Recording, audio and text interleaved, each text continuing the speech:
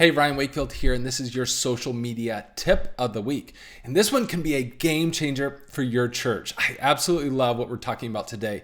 And if you've been around me any time, you know I love photography. I think photography for a church can be a secret weapon for all that you do. It'll make your website, email, social media, you name it. Photography makes it better.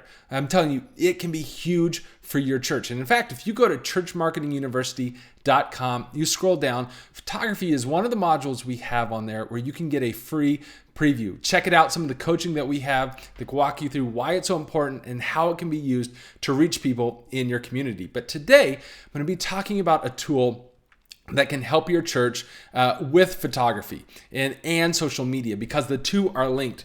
More and more, the generation, especially like the millennial generation, is a visual generation, and social media is a visual platform. And so if you can have access to great photography and great video at your fingertips, it will make your social media that much better and expand your reach on social media. So let's look at 3 reasons why I love Google Photos. I mean, there's more than 3, but today I'm just going to talk to you about 3. And then I'm going to give you one tip on how I recommend you set it up for your church. And so you're going to need a Gmail account to do this. When we started the church, we started with summitparkchurch@gmail.com. It's one of the very first things we did to set up a Google Voice and some other things that Google allows you to do for free. We've since transitioned over to the official, Ryan@summitparkchurch.com. But we still have that Gmail account, and that's what we use for Google Photos. So you can do something similar. You're just going to need to sign in and then go to Google Photos. You can get it set up. But here's the very first reason why I love Google Photos is because it will back up all of your church's photography and video for free. Let me say that again. It will back up all your photos and video for free. Now, if you're shooting in RAW or you're shooting in 4K on the video side, it's going to compress those. And yes, it will add a little bit of compression to them. But the peace of mind that comes with by knowing that I at least have another backup, because you may be backing up on hard drive or other computer or other system that you have, but knowing I've got, Google Photos is also backing up everything as well.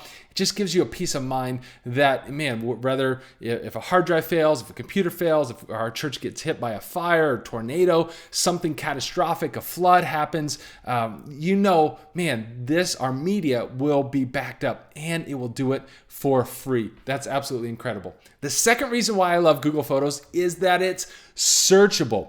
What Google does across the World Wide Web, with all the images in the world, when you just type in whatever it is that you're wanting to find and it finds it immediately, it will do that with your image library as well. Now, this, you have to be logged in to see this, so it's not making your church photos searchable for everybody else. It's making them searchable for you under your email account. So when you log into Google Photos, you can just start typing. Let's say you want to do a promo about coffee on social media. So you can type in cup or coffee cup, and voila, it has gone through all of your photos and pulled up any photos that have a coffee cup. And now you immediately have access, to go put a great image over on social media and talk about, hey, free coffee, free mochas, whatever it is you're doing. All of those become searchable and instantly at your fingertips. Anything that it's thinking that it's got a cup, look at that. Look at Chris Myers with his coffee cup there. So that is so powerful. So whatever it is, you could type in Christmas. It's going to go through, again, your photos and your video and find anything that it thinks is tied to Christmas. Now you can see what you have access to. You can see photos and videos that you could post, things that you've posted in the past. It just gives you so much right at your fingertips. You want to talk about water baptism. It's going to pull up, again, you need a photo to promote water baptism. Here's a great photo. You say, well, Ryan, I need that photo, but that's got a little bit of compression. That's fine for Facebook. What if I want to print that out and put that on the wall? Well, great thing. Have you ever had it's not in the right place or you just can't find it? Well, now you go here and here's the name of your file. And now you just copy that, go to your hard drive where you think that full quality file might be, and now you can search based on that name, based on the date it was created. It's going to have all that information, the geotagging information. A lot of times it has all that in the photos, which can become huge if you're trying to find something in your archives. Now, let me just say this. The Google Photos isn't going to replace your archive. You're still going to want to have your photo archive with your different folders and be able to find the full quality images in there. This just gives you a way where it's at your fingertips to be able to search it right away. Now it's going to do some other fun stuff we don't even have time to talk about, like create image animations. It's going to create where it looks based on locations or places. There's so many fun things that we don't even have time to talk about. Let me just show you, for example, animations. It does all that and creates different fun animations that you could use on social media if you're looking based on places or things. There's so many things it can do, but the ability to search that right away is huge. And then the third thing that I think is huge is the facial recognition. So it's going to basically, you tag it who's in the person. Like you tag one photo and you say, hey, this is Scott Obremski or Caitlin Wakefield or Patrick Nankin. What's up, Patrick? Hopefully you're watching. And you tag one photo, and then what Google does is it takes all the photos that it thinks is Caitlin Wakefield and starts putting them into that album. Now, again, you have all of this right here. All the photos that have Caitlin in it at Summit Park Church are right in this album.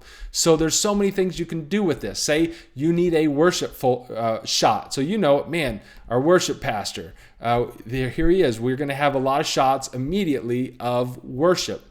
You need your kids pastor is transitioning and you want to make a little highlight video. Well, you can pull up their folder, pick the best, or you could say, hey, thanks for one great year of service to your kids pastor. And there's a highlight of some of the best folders. You need a preaching shot for a social media recap that you're doing. You can click on your lead pastor and there's all the photos of your lead pastor right there. I mean, there's so many things.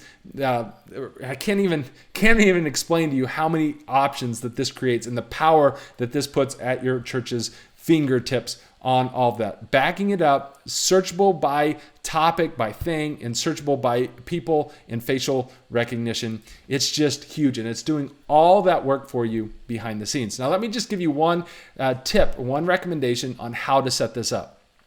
Here's what not to do. Don't go and have all of your volunteer photographers and team figure out how to set this up individually on your computer.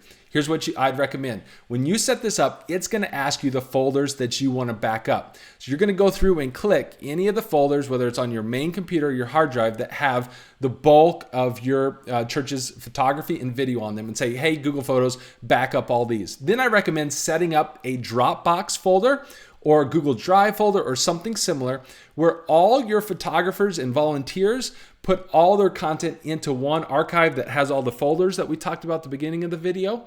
And then you tell Google Photos to back up that one folder. So all they have to worry about is putting their best photos and video in that folder system that you already have. And then behind the scenes, Google Photos is going to say, okay, anything that hits this folder that everybody's feeding into, it's backing up. Does that make sense? So your volunteers, other team members, other staff don't even have to worry about setting up. They don't even have to know this is going on. You just tell it, anything that hits this Dropbox account, back it up. And now you have the peace of mind that everything is backed up again in the cloud. And then you also know, man, anybody that you need to give access to this to instantly search these things for all the reasons we talked about, you now have access to give them when you need it. So I'm telling you, I am a huge fan of Google Photos. I would say go ahead, make the leap, get it going for your church. It can be a powerful tool in helping you reach more people on social media, your website, email, every other tool we've talked about. All right, guys, that's been this week's social media tip of the week. Hopefully you have a chance to go over, check out that free module on photography. Let me know what you think, either about that, photography in general, or if you have questions about Google Photos. I'm going to be the first to tell you, I don't know everything about it, but I'd be able to point you in the right direction. Leave those in the comments below. And we'll see you guys back next week. God bless.